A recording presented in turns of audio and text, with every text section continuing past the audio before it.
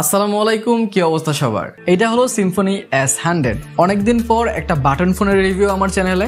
Button ফোনের review সচরাচর করা হয় না, কারণ ভালো বাটন ফোন আসলে পাওয়াটা মুশকিল, আর কম দামি বাটন ফোন নিয়ে ভিডিও করাটা একটু টাফ হয়ে যায়, কারণ এত স্মার্টফোন আসতেছে যে আসলে বাটন ফোনের জন্য স্পেস বের করা অনেক কঠিন হয়ে যাচ্ছে। কিন্তু সিম্ফনির S সিরিজে যে বাটন ফোনগুলো আসে সেগুলোর ম্যাক্সিমাম আমি রিভিউ করেছি, যার কারণে এইটাকে আমি বাদ রাখতে চাইনি। আর এইখানে ইন্টারেস্টিং বেশ কিছু ফিচার তারা দিয়েছে, অ্যান্ড 2300 টাকায় এই ফিচারগুলো কি আপনাদের জন্য উর্থিত কিনা, এন্ড আপনাদের কি এই ফোনটা নেওয়া উচিত হবে কিনা এজ এ সেকেন্ডারি ডিভাইস, অথবা যদি কেউ চান যে না আমি আসলে স্মার্টফোন ইউজ করবো না, একটা বাটন ফোন ফর্ম ফ্যাক্টরে স্মার্ট কিছু চাচ্ছি, তাহলে তাদের জন্যই বা এটা কেমন হবে, এই সবকিছু জানতে পারবেন আজকে এই ভিডিওতে। তো হ্যালো গাইস, কেমন আছেন সবাই? আমি রবিন, আপনারা দেখছেন মোবাইল বাড়ি। তো চলুন শুরু করা যাক। শুরুতে আমরা ধন্যবাদ দিতে চাই গাজীপুর চৌরাস্তার অনুপম সুপার মার্কেটের 4 তলায় রাইমোসকে, যারা আজকে এই ফোনটা আমাদের কাছে পাঠিয়েছে। রাইমোস থেকে আপনারা এই ফোনটা 2300 টাকায় পেয়ে যাবেন। ডিসক্রিপশনে আমি তাদের page link and shop address দিয়ে দিচ্ছি। সো প্রথমে যদি আমরা আনবক্সিংটা দিয়ে শুরু করি, তাহলে বক্সটা আপনারা দেখতে পাচ্ছেন তাদের আগের S সিরিজের মতোই, উপর থেকেই ফোনটা দেখা যাচ্ছে।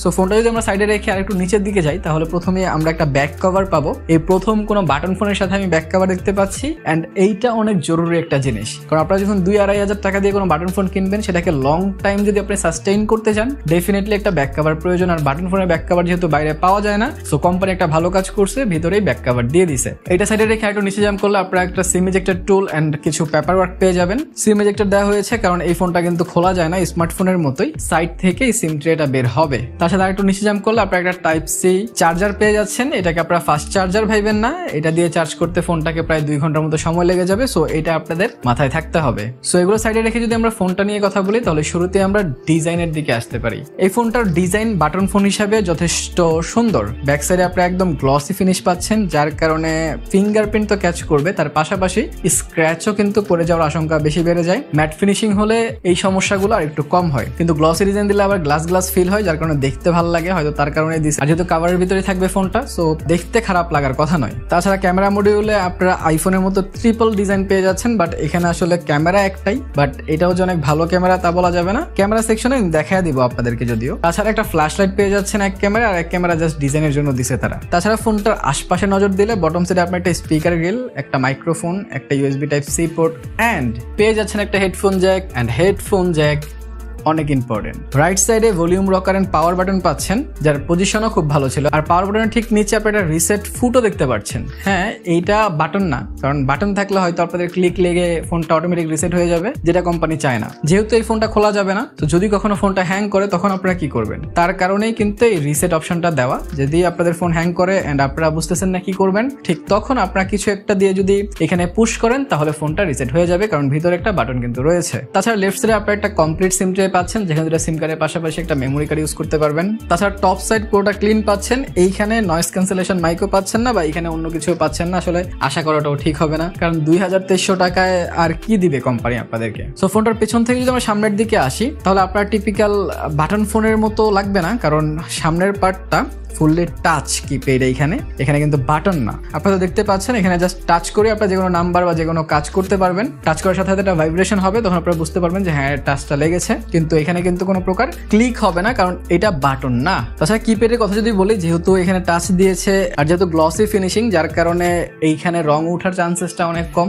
লং টাইম যাবত আপনি ইউজ করলেও এটা এরকমই থাকবে, যেটা ভালো একটা ব্যাপার। আর এটাতে আরেকটা ইন্টারেস্টিং জিনিস হচ্ছে যে এটার যে ডিসপ্লেটা আছে, এটা হচ্ছে 2.8 ইঞ্চ, মোটামুটি বড় একটা ডিসপ্লে। আর এইটা একটা টাচ প্যানেল। আপনারা তো কিপ্যাডে টাচ করে যে কোনো কিছু করতে পারবেনই, তার সাথে আপনারা ফোনের ডিসপ্লেটাও টাচ করতে পারবেন, এন্ড টাচ করে বিভিন্ন ধরনের কিছুতে যাইতে পারবেন। সো এটা একটা ভালো ব্যাপার। যদি কেউ এটাকে সেকেন্ড ফোন হিসেবে ইউজ করতে চান আপনার স্মার্টফোনের সাথে, তাহলে আপনারা অনেক সময় দেখবেন যে স্মার্টফোন ইউজ করতে করতে হঠাৎ করেই আসলে টাচে আমরা অভ্যস্ত হয়ে পড়ি, তখন বাটন টিপাটা একটু কঠিন হয়ে যায়। যার কারণে এই ফোনটাতে আপনারা কমফোর্টেবল ফিল করবেন, কোনো প্রকার আসলে ওই ধরনের সমস্যায় আপনি পড়বেন না, যেহেতু এখানেও আপনি টাচ অপশনই পাচ্ছেন। কিন্তু যেহেতু এখানে টাচ অপশন দিয়েছে, এখানে ইউটিউব, ফেসবুক, হোয়াটসঅ্যাপ এই ধরনের অপশনগুলো যদি আলাদাভাবে অ্যাপসগুলো দিত, তাহলে হয়তো ভালো হইতো, কিন্তু না, এখানে তারা ওইটা করে নাই। এখানে জাস্ট অপেরা মিনি পেয়ে যাচ্ছেন, যেখানে ঢুকে আপনি ইউটিউব চালাতে পারবেন, এন্ড মোটামুটি দেখতে পারবেন। যেহেতু ডিসপ্লেটা, এই ডিসপ্লেতে আসলে কেই বা ভিডিও ওয়াচ করে, বাট স্টিল আপনারা করতে পারবেন।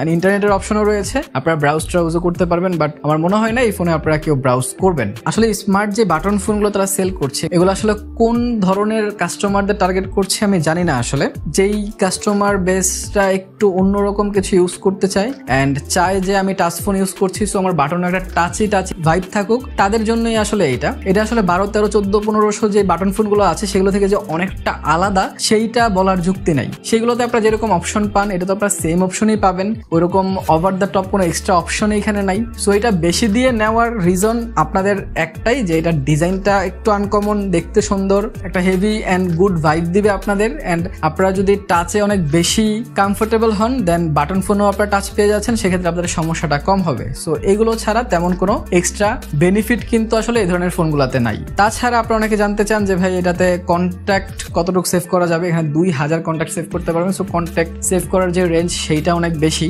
আপনারা অনেকে জানতে চান এতে অটো কল রেকর্ডিং আছে কিনা, হ্যাঁ এটাতে অটো কল রেকর্ডিংও আছে, সো ওইটাও চেক। তাছাড়া ব্যাটারি ব্যাকআপ সম্পর্কে অনেকে জানতে চান। ব্যাটারি ব্যাকআপ হচ্ছে এখানে আসলে 1850 mAh এর ব্যাটারি দেওয়া হয়েছে, যেটা গুড এনাফ আমি বলবো। 1 দিন 1.5 দিন বা যদি নর্মালি ইউজ করেন আপনারা 2 দিনের মতো ব্যাকআপ পেয়ে যাবেন। আর স্টিল টাইপ সি যেহেতু দিয়েছে, আপনারা যে কোনো জায়গায় যে কোনো ভাবে এই ফোনটাকে চার্জ করতে পারবেন, কারণ এখন যেহেতু টাইপ বি মার্কেটে দেখাই যায় না বা কেউ বাসায় গেল টাইপ বি খুঁজে পাওয়াটা টাফ, সেক্ষেত্রে টাইপ সি একটা ভালো জিনিস যে আপনাদের চার্জার ক্যারি করতে হবে না, যে কোনো জায়গায় স্মার্টফোনের সব চার্জার দিয়ে এই ফোনটাকে চার্জ করতে পারবেন। তাছাড়া যদি অ্যাপসের এক্সপিরিয়েন্সের কথা বলি, তাহলে ফোনটাতে যে ইউআই ব্যবহার করা হয়েছে সেটা খারাপ না। ভিতরে অ্যাপসে ঢুকলে মোটামুটি বড় বড় আকারে এই সব ফিচারগুলো দেখায় এখানে, সো আপনাদের কোনোটা চিনতে সমস্যা হবে না। যদি বাসায় এরকম কাউকেও দেন যারা চোখে একটু কম দেখে, তারাও কিন্তু খুব ভালোভাবে এটার ফিচারগুলো বুঝতে পারবে যে কোন অ্যাপটা কিসের এন্ড কোন অ্যাপটা কি কাজ করে। এখানে খুব বড় বড় করে দেওয়া আছে, যার কারণে আমার কাছে আসলে দেখতে ভালো লাগছে এন্ড চালাইয়াও মজা পাচ্ছি আমি আসলে, সেটা আমি বলবো। সো ইউআইটা ইউজার ফ্রেন্ডলি, সেটাতে কোনো প্রকার সন্দেহ নাই। তাছাড়া সাউন্ড কোয়ালিটি কেমন অনেকে জানতে চান, আমি একটা ছোটখাটো সাউন্ড ডেমো দিচ্ছি, আপনারা শোনেন এন্ড ডিসাইড করেন এটার সাউন্ডটা কেমন।